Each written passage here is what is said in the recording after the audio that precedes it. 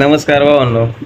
आता हे IPL चालू झाल्यापासून आणि ते मुंबई इंडियन्सचा कॅप्टन चेंज झाल्यापासून जे एक वादळ निर्माण झालंय ना वादाचं, त्याच्यावर प्रत्येकाने आपापली प्रतिक्रिया मांडली. ज्याने त्याने आपल्या परीने बोलला. मी म्हणलं चला आपण बी दोन शब्द बोलूनच घ्यावं. आता हार्दिक पांड्या आणि रोहित शर्मा हे लेख वेगवेगळे घटक आहेत. म्हणजे ज्याचा त्याचा प्रत्येकाचा एक स्वभाव जे आहे ना ते वेगळा आहे. आणि हार्दिक पांड्या हा आता आलेला प्लेअर आहे. पण बऱ्याच लोकांनी काही चालू केलंय की हार्दिक पांड्याला ट्रोल करायचं चालू आहे. नाही, ट्रोल करणारच आहेत. ट्रोल करणारे कोण आहेत तर ते फक्त रोहित शर्माचे फॅन आहेत. आज ते भावना दुखावल्या जातात तेव्हा माणसाच्या प्रतिक्रिया निघतातच. स्वभाव केले त्यांनी राग करणं हे करणं. पण तुम्हाला एक गोष्ट सांगू का, आपण हार्दिक पांड्याला बघतोय, तो जो त्याचा जो स्वभाव आहे ना, जो ॲटिट्यूड त्याला आपण म्हणतो, तो आजपासून नाही राहू. इथून मागं बी तो तसाच होता. ज्यावेळेस तो टीम इंडियासाठी त्या टाईप खेळत होता तर प्रत्येकाला तो आवडत होता.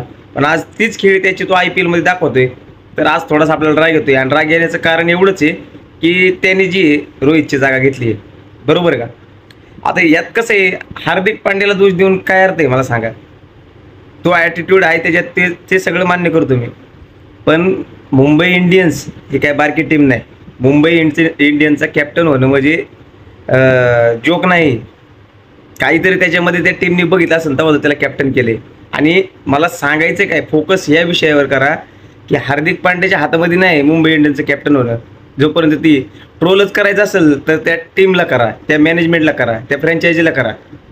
त्याला ट्रोल करून काय अर्थ आहे मला सांगा. आता मी एखादं काम करतोय, मला कोणी लावलं, ज्याने लावलंय त्याला बोललं पाहिजे. मी काय स्वतःहून जाणार कुठंतरी काम करणार असं थोडी ना होईल. मी कुठं हे काम केलं तर मला पेमेंट थोडी भेटेल जोपर्यंत समोरून मला कामाला लावत नाहीत.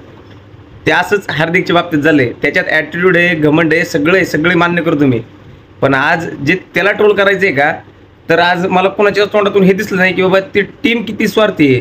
की आज ज्या रोहित शर्माने आज आपल्याला एवढं वर आणलं, आज मुंबई इंडियन्सचं मित्र म्हणतोय नावच त्याच्यामुळे. आज फॅन फॉलोइंग बघा तुम्ही. आज म्हणजे पहिलं चेअरअपमध्ये आणि आत्ताच्या चेअरअपमध्ये जमीन आसमानचा फरक पडलाय मुंबई इंडियन्सचे. काय म्हणतात मग ते फ्रँचायझी म्हणजे आपल्या भावनांशी खेळतंय. ते जे प्रेक्षक वर्ग आहे ना त्यांच्या भावनांशी खेळते, त्यांना जसं वाटतंय ते करतात. पण लोक ज्या गोष्टीसाठी म्हणजे आता बघायचं जसं धोनी आहे, धोनीला बघण्यासाठी टीम म्हणजे प्लेयर येतात, ते बघायला येतात पब्लिक तिथं ग्राउंडमध्ये.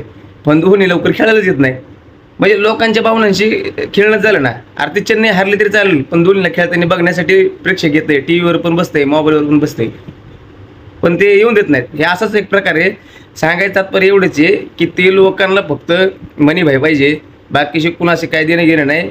थोडंसं काहीतरी करून पैसाच कमवायचा आहे त्यांना, बस. बाकी काही कमवायचं नाही. आपणच आपलं फक्त प्लेअर टीम करून मरतोय.